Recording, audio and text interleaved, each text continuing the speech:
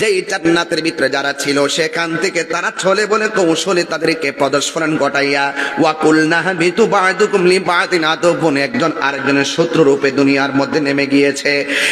যুবক ভাইয়ের আমার, এখান থেকে বুঝাইতে চাইতেছি আল্লাহ বলছেন, হে আদম সব খাইবা কিন্তু গন্ধমের এই ফল গাছের কাছে যাইও না।